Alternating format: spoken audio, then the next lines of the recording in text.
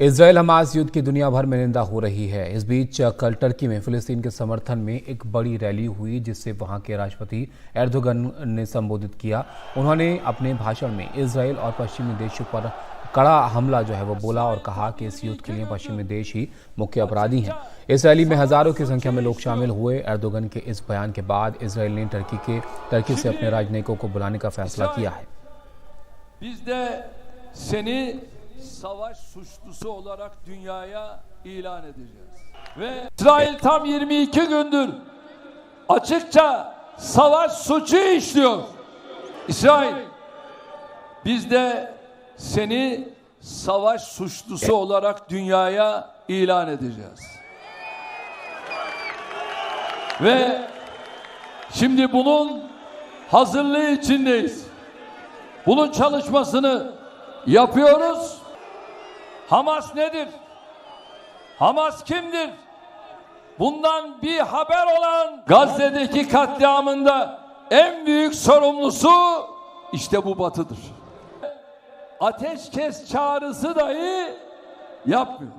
Çünkü İsrail onlara rağmen adım atamaz. Atmaya kalksa bile 3 gün dayanamaz, çöker. Tıpkı Edirne neyse Üsküp'ün। बीती रात प्रधानमंत्री Benjamin Netanyahu ने जिस तरीके से प्रेस कॉन्फ्रेंस कर इस अपने रिजॉल्व को दोहराया कि हर कीमत पर हमास का खात्मा किया जाएगा और साथ में ये भी कहा कि ये आज़ादी की दूसरी लड़ाई है इजराइल के लिए और लोगों से तैयार रहने को कहा। ये भी कहा कि जो गाजा पट्टी के भीतर की जो कार्रवाई है वो लंबी होगी और बहुत ही मुश्किल होगी। तो जो एक रिजॉल्व दिखाया है पीएम नेतन्याहू ने, उससे साफ लगता है कि दुनिया के जो देश हैं, ख़ासतौर पे यूएन में जिस तरीके से एक अधिवेशन हुआ, खास अधिवेशन हुआ और एक प्रस्ताव पारित किया गया कि एक जो ह्यूमैनिटेरियन पॉज है वो होना चाहिए, एक युद्ध विराम की स्थिति बननी चाहिए क्योंकि मानवीय त्रासदी जो है बहुत बड़े पैमाने पर फैल गई है गाजा पट्टी में। उसका कोई खास असर इजराइल पर होता नज़र नहीं आ रहा और वो अपनी रणनीति के हिसाब से आगे बढ़ रहा है। पहले उसने हवाई बमबारी के ज़रिए जो है वो हमास के ठिकानों को निशाना बनाया और उसके बाद जो है अब ग्राउंड ऑपरेशन जो है उसके लिए वो गाजा के भीतर दाखिल हो चुका है और इस बात का ऐलान भी किया गया है। हालांकि अभी तक ग्राउंड ऑफेंसिव जैसा शब्द जो है उसका औपचारिक ऐलान नहीं किया गया, लेकिन ऑपरेशन जो है वो बड़े पैमाने पर शुरू हो गया है, ये बात कह दी गई है। और इसका मकसद भी बताया गया है कि जो बंधक हैं वहाँ पर उनका पता लगाकर उनको छुड़ाना और दूसरा हमास के आतंकियों का खात्मा करना। और इस बीच जो इजराइल है उसने ये भी नैरेटिव बनाने की कोशिश शुरू कर दी है कि किस तरीके से वहाँ पर अस्पताल हों या मॉस्क हों या फिर जो दूसरे जो आम लोग जहाँ पर शेल्टर लिए हों, ऐसी जगहों पे भी हमास ने अपना ठिकाना बनाया हुआ है। और ख़ासतौर पे सिफा हॉस्पिटल का एक एनिमेटेड वीडियो जारी करके जो इजराइल है उसने दिखाने की कोशिश की है कि किस तरीके से वहाँ से हमास का जो एक मुख्यालय है वो चल रहा है।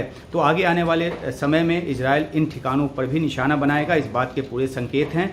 और वो पहले से ये बात इसलिए कह रहा है ताकि दुनिया की नाराज़गी जो है उसको कम से कम तर उठानी पड़ी।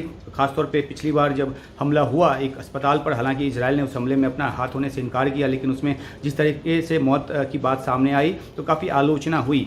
तो अब इजराइल नहीं चाहता कि उस पर जो दुनिया का पहले से ज़्यादा दबाव है और ज़्यादा बढ़े। हालांकि दुनिया का दबाव जो है अपनी जगह रहेगा क्योंकि सबको ये पता है कि गाजा पट्टी में जो स्थिति है वो काफ़ी ख़राब है। वहाँ पर जो ह्यूमैनिटेरियन जो मदद है उसकी बहुत ज़्यादा ज़रूरत है। इंटरनेट की सेवा भी जो है अभी फ़िलहाल बंद हो चुकी है और बहुत मुश्किल वहाँ पर हो रहा है एक दूसरे को कॉन्टैक्ट करने में भी। यहाँ तक कि जो एम्बुलेंस के जो ड्राइवर हैं वो बम धमाके की दिशा में आगे बढ़ते हैं क्योंकि किसी तरह से कोई कॉल या कोई जो कम्युनिकेशन का जो साधन है उनके पास उपलब्ध नहीं है। तो वो घायलों को लेने के लिए उस दिशा में आगे बढ़ते हैं जिधर बम धमाके की आवाज़ आती है। तो स्थिति वहाँ पर अभी बनी हुई है। हालांकि ये भी जानकारी आ रही है कि जो इंटरनेट की सेवा धीरे धीरे वहाँ पे बहाल हो रही है, लेकिन खाने पीने की चीज़ों से लेकर और ईंधन तक की जो दिक्कत वहाँ पर है, जो किल्लत वहाँ पर है, उससे हॉस्पिटल के जो कामकाज हैं वो भी बाधित हो रहे हैं। यूएन जैसी जो संस्था है वो बार बार इस बात की गुहार लगा रही है कि वहाँ पे ह्यूमैनिटेरियन जो मदद है वो पहुँचाई जाए। पहुँचाई भी गई है लेकिन उसका जो वॉल्यूम है वो काफ़ी कम है। तो इस तरह की स्थिति में जब एक ग्राउंड जो ऑपरेशन है वहाँ पर शुरू हो गया है तो स्थिति और ज़्यादा बिगड़ने का अंदेशा है। और एक और बात की, जिस तरीके से कल तुर्की में एक बड़ी रैली हुई फ़िलिस्तीन के समर्थन में और अर्दोआन ने उनको संबोधित किया और उन्होंने कहा कि पश्चिम के देश जो हैं वो असल कल्प्रिट हैं। तो इस बयान के बाद जो है इजराइल ने अपने अपने राजनयिकों को तुर्की से वापस बुलाने का फैसला किया है और एक रिव्यू करेगा तुर्की के साथ अपने राजनयिक संबंधों को। तो ये एक और जटिलता पैदा करने वाली बात है। जिस तरीके से अरब देश जो हैं वो लगातार अपनी तरफ से एक चेतावनी दे रहे हैं इजराइल को कि वो इस तरह की स्थिति से बचे जहां पर वॉर के कई फ्रंट जो हैं वो खुलें, लेकिन इजराइल जो है वो अपनी गति से आगे बढ़ रहा है और वो हर कीमत पर हमास के खात्मे के लिए कमर कसे हुआ है।